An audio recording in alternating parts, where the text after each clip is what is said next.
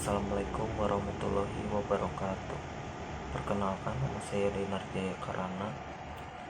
Saya bersekolah di SMKN 2 Bale Endah dan saya kelas 11 TJKT 4. Di sini saya akan membuat penjelasan mengenai network fundamental.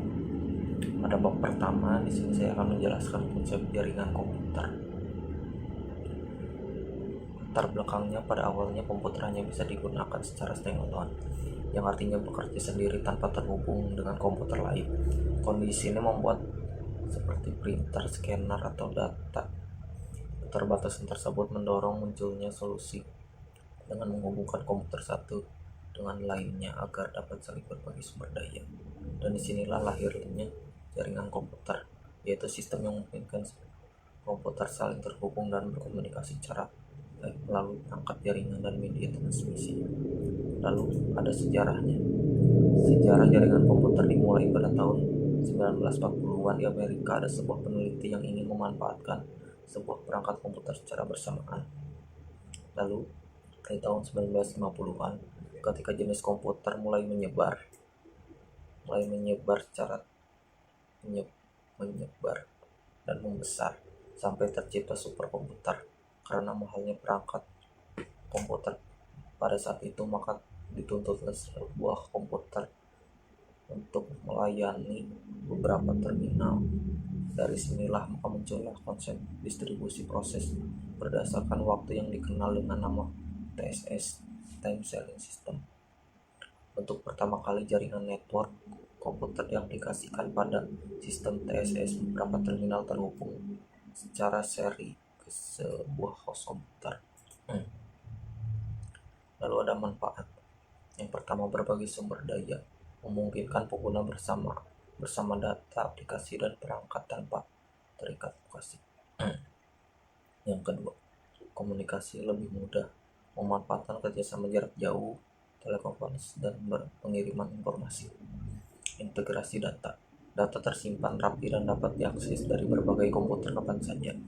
Keempat, pengembangan dan pemeliharaan, lebih hemat biaya dan mudah diperluas melalui cadangan perangkat jika ada kerusakan. Kelima, keamanan data, melalui pengaturan hak akses dan perlindungan penyimpanan, efisiensi dan informasi up to date, sumber daya dipakai bersamaan, informasi selalu terbaru. Ketujuh, mengurangi ketergantungan vendor, bisa menggunakan perangkat dari berbagai merek. Lalu yang ke-8, lebih ekonomis, sistem komputer lebih murah dibandingkan mainframe dengan kinerja yang sebanding. Terminal jaringan komputer. Yang pertama ada server, komputer induk yang mengatur dan melayani klien. Fungsinya berbagi sumber daya, berbagi data, dan mengatur keamanan, serta memberikan hak akses. Server biasanya memiliki spesifikasi yang lebih tinggi dan daya tahan kuat karena harus melayani beberapa klien. Lalu yang kedua ada klien, komputer yang digunakan pengguna untuk bekerja dan mengakses server sesuai hak yang diberikan. Lalu ada pengguna jaringan. Pengguna jaringan itu ada dua. Yang pertama, administrator, bertugas untuk mengatur server, menjaga keamanan jaringan, serta mengontrol hak akses pengguna agar jaringan tetap stabil. Yang kedua ada user, pengguna yang mengoperasikan klien dan hanya mengakses server sesuai batasan dari administrator. Lalu ada tipe-tipe jaringan. Yang pertama berdasarkan area. Ada PAN, personal area network, jaringan kecil dengan jarak pendek 6 sampai 9 meter. Contohnya Bluetooth, Wi-Fi, dan lain-lain. Lalu ada LAN, local area network, yaitu area yang terbatas seperti dalam ruangan, gedung, maupun kelas. Kecepatannya tinggi, bisa menggunakan kabel maupun dari kabel. Lalu ada metropolitan area network, jaringan skala kota, contohnya jaringan antar kampus, sekolah, bisa menggunakan kabel maupun wireless. Lalu ada wide area network, menghubungkan antar kota, negara, menggunakan telepon, satelit, dan yang lainnya. Lalu ada internet, WAN khusus dengan protokol TCP atau IP, memiliki DNS, routing, dan layanan khas. Lalu ada berdasarkan fungsi. Pertama ada peer-to-peer, semua komputer setara, bisa jadi klien sekaligus server.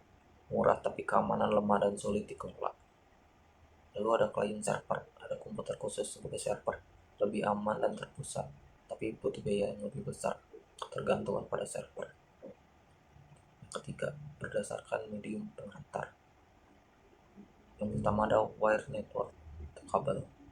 Wire network, kabel menggunakan kabel tembaga, koaksial, test-wire, dan serat optik, cocok untuk LAN dan WAN. Lalu ada wireless network atau nirkabel, menggunakan gelombang radio 2,4 GHz sampai 5,8 GHz. Lebih fleksibel, murah, dan mudah dipasang, tapi rawan gangguan dan penyadapan. Kesimpulannya, jaringan komputer berkembang dari sistem standalone menjadi sistem global untuk memenuhi kebutuhan berbagi sumber daya dan komunikasi.